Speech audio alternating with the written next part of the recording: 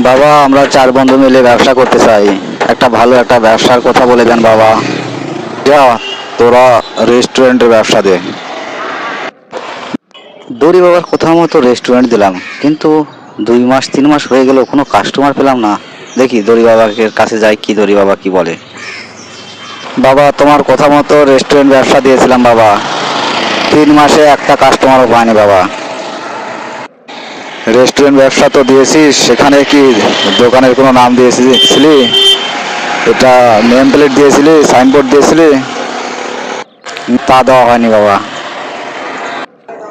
যা, তোদের দ্বারা রেস্টুরেন্ট ব্যবসা হবে না।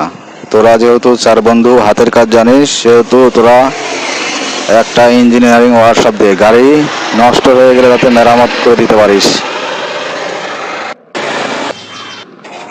রেস্টুরেন্টে সাইনবোর্ড না দেওয়ার কারণে কোনো কাস্টমার আসেনি, কিন্তু এবার তো আমাদের ওয়ার্কশপে আমরা নাম দিয়েছিলাম ফ্রেন্ডস ইঞ্জিনিয়ারিং ওয়ার্কশপ, সুন্দর করে বড় করে লিখে দিয়েছিলাম, কিন্তু এবার কোনো গাড়ি মেরামতের জন্য আসলো না কেন?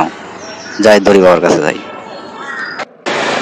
বাবা, তোমার কথা মতো ইঞ্জিনিয়ারিং ওয়ার্কশপ দিয়েছিলাম বাবা, সেখানেও একটা গাড়িও মেরামতের জন্য আসেনি। ইঞ্জিনিয়ারিং ওয়ার্কশপের জন্য তোরা দোকান নিয়ে এসেছিস 2 তলার উপরে, কারো গাড়ি নষ্ট হলে কি 2 তলার উপরে নষ্ট গাড়ি নিয়ে যাবে বোকা? বা এখন কি করবো বাবা, দুইটা ব্যবসায় তো লস খেয়ে গেলাম। যা, তোরা একটা অটো কিনে ভাড়া মারিক, ব্যবসা ভালো হবে। দড়ি বাবার কথা মতো বিজনেস করে কোনোটাতেই সাকসেস হতে পারলাম না। এবার অটো কিনলাম, সেখানেও কোনো কাস্টমার পেলাম না। কি ব্যাপার, যাই দড়ি বাবার কাছে যাই। আসলে দড়ি বাবার দোষ না আমাদের দোষ, দেখি।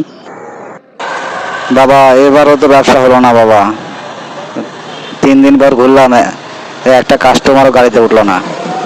তোরা যে 4 বন্ধু মিলে অটো কিনলি, 4 জন 4 সিটে বসেছিলি, কাস্টমার উঠবে কোথা থেকে? এই জন্যই তোরা কোনো কাস্টমার পাস নাই।